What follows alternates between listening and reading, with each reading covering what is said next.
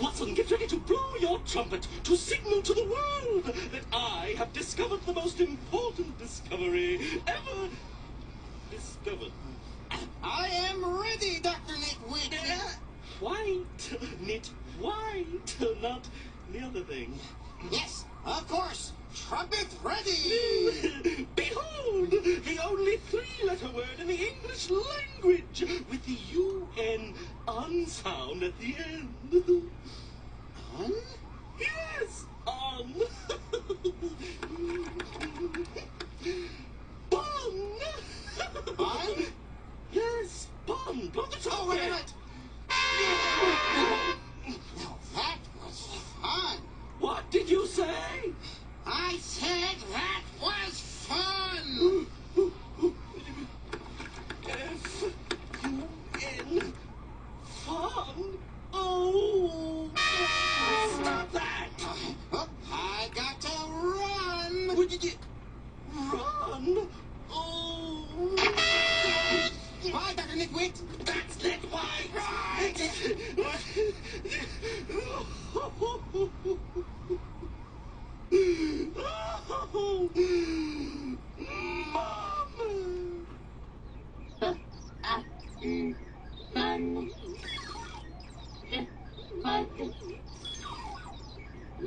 Mom.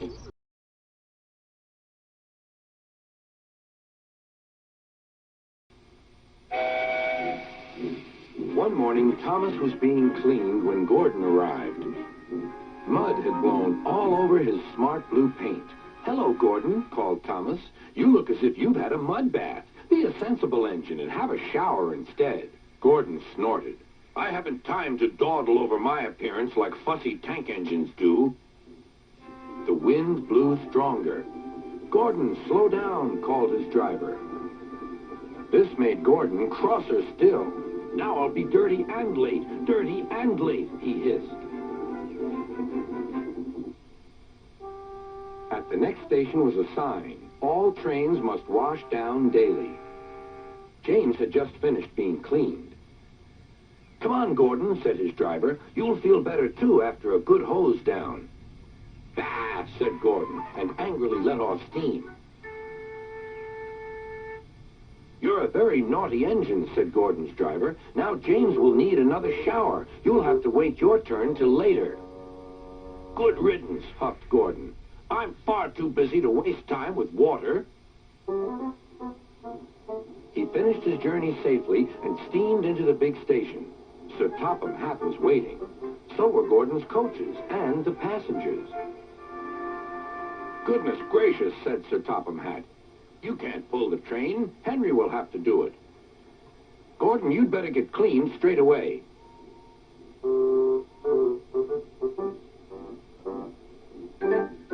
Gordon was soon being washed. "Mind my eyes," he grumbled. Then he pulled cars for the rest of the day.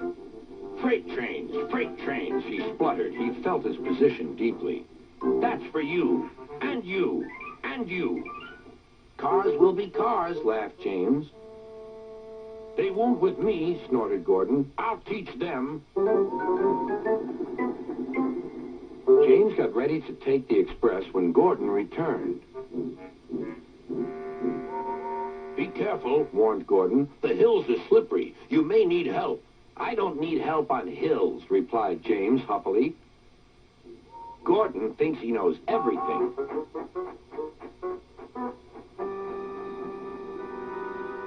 Earlier, a storm had swept Gordon's Hill, blowing leaves onto the tracks, which made them slippery. Even though the storm had passed, the hill was still difficult to climb. James knew this. The signal showed clear, and James began to go faster.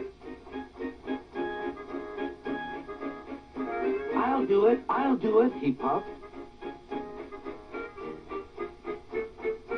Halfway up, he was not so sure. I must do it.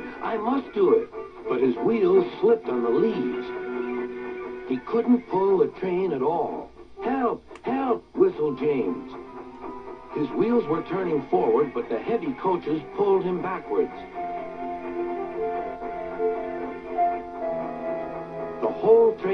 started slipping down the hill. His driver shut off steam and put on the brakes. Then carefully he stopped the train. Gordon saw everything. Ah, well, we live and learn. Never mind, little James. I'm going to push behind. Clouds of smoke and steam billowed from the snorting engines as they struggled up the hill. We can do it, puffed James. We will do it, puffed Gordon. At last, they reached the top. Beep, beep. Thank you. Goodbye, whistled James. Boop, boop, answered Gordon. Goodbye. That night, Sir Topham Hatt came to see the engines. Gordon was miserable.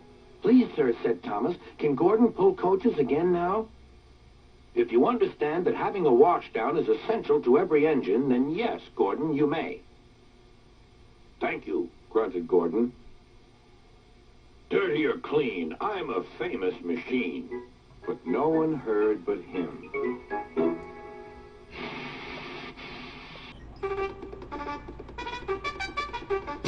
A fiery horse, a cloud of racer dust, and a hearty hi-yo, hi-ho, hooray! With his trusty sidekick, Russell Epsom again re-rates Low, the rearranger. The lone rearranger re-rates again. Does that seem odd to you, Gnome? Yep, they must never filter that pool. Why, that place is full of swine. Russell, we mustn't judge. Some of them may be someone's mother. Bonsoir, fellas. I don't know if you want to come in. The place is full of pigs. I told you. The problem is the sign the mayor made me hang. Ruined my business. Hi-ho. Shine some light on this. Pigs may enter cafe, but they must leave their dirty farmers in the mud. Well, that explains it, Russell. Maybe we should just, eat in. Don't you think you could help that sentence with a bit of rearranging? Farmers may enter cafe, but they must leave their dirty pigs in the mud. Scrammy. I gotta admit, this is better than lying in mud. Who was that banana nose master stranger? I don't know. I didn't get a chance to say thanks and make a banana split out of his nose. Hi-yo, hi-ho, hooray! Why must you always yell in that poor horse's ears?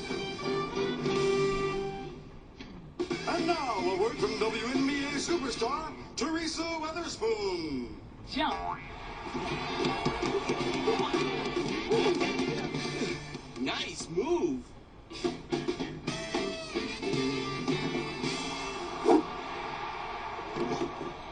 Jump. 2 points.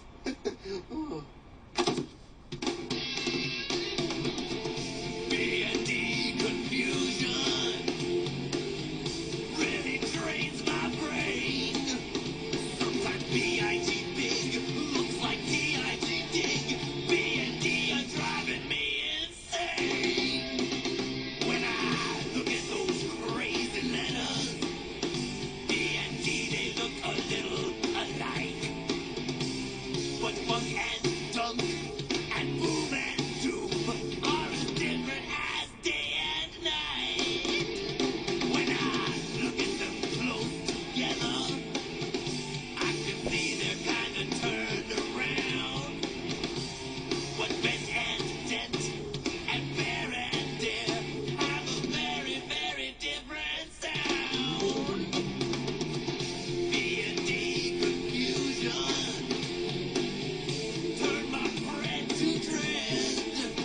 When I see the word brag, sometimes think it's a drag. B&D, you're messing with my head. B&D confusion. Thought my dog was a dog.